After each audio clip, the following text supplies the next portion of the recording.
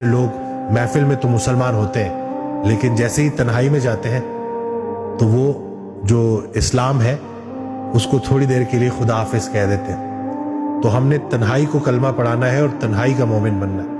اکثر لوگ میری ویڈیوز دیکھ کے یہ کہتے ہیں کہ نہیں ہم تو کمزور سے مسلمان ہیں تو مومن والا درجہ تو ہمارا نہیں ہے.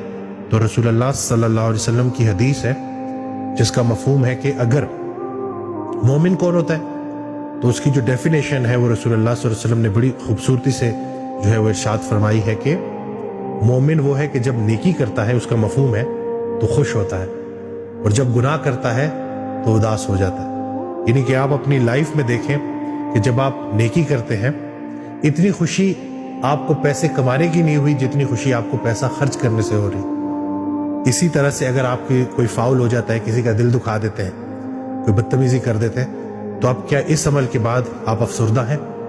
تو اگر یہ دونوں چیزیں آپ کے اندر ہیں تو بالکل جو مومن کی ڈیفینیشن ہے اس پہ پورا اترتے ہیں. اکثر انگزائٹی کے پیشنٹ میرے پاس آتے ہیں تو کہتے ہیں مجھے ڈر لگنے لگا ہے, مجھے موت سے ڈر لگ رہا ہے. تو میں ان کو کہتا ہوں کہ قرآن پاک کی آیت ہے جس کا ترجمہ ہے کہ یہ وہ کتاب ہے جس میں کوئی شک نہیں اور اس میں ڈرنے والوں کے لیے ہدایت ہے. تو اب انگزائٹی نے ڈرا دی ہے, اب ڈرانے کو ڈائریکشن دینی ہے. چھوٹے خوف کو بڑا خوف ختم کرتا ہے اور سب سے بڑا خوف کیا ہے کہ اللہ ناراض نہ ہو جائے. اور جیسے جیسے آپ اسی کو ڈائریکشن دینی ہوتی ہے. غافلوں کے لیے تو کچھ ہے ہی نہیں, جن کے دلوں پہ جو ہے مہر لگ چکی ہے ان کے لیے تو کچھ بھی نہیں, ان کو کیا ملے گا. لیکن جو ڈر گیا ہے نا, جس کو ڈر لگتا ہے, جس کے اندر احساس ہے, انگزائٹی اپنے اس پریشانی کو چینلائز کرنے کا نام ہے کہ اس کو جب آپ چینلائز کر لیتے ہو تو آپ بہت کچھ سیکھتے ہو اس بیماری سے. یعنی کہ موت کا ڈر, رسول اللہ صلی اللہ علیہ وسلم کی حدیث ہے کہ کثرت سے موت کو یاد کرو.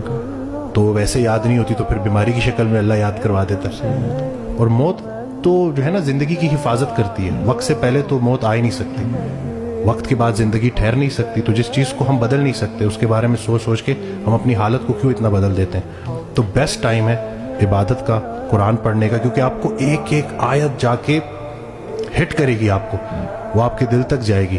وہ راحت جو تمہیں سلا رہی ہے اس سے وہ تکلیف بہتر ہے جو تمہیں جگا رہی ہے.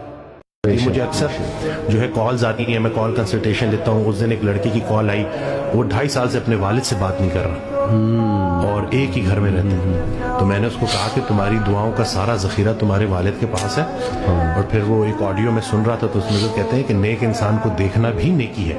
میں سوچ میں پڑ گیا اور پھر ایک دم سے نا مجھے میرا وہ ڈاٹس کنیکٹ ہوئے سارے نا, خیال میرا وہ بنتا گیا کہ لیٹس سے اگر گھر میں بوڑھے ماں باپ ہیں اور آپ ان کے پاس جاتے ہیں اور ان کو مسکرا کے دیکھتے ہیں تو حج مقبول کا ثواب ہے. کہ کیا مطلب ویزا لگے گا نہیں لگے گا, جاؤ گے نہیں جاؤ گے نہیں. قرآن پاک میں بھی بار بار یہی بات بتائی جاتی ہے کہ وہ لوگ تھے جنہوں نے آخرت کو بھلا دیا, یعنی کہ ان کا آخرت پہ یقین نہیں تھا.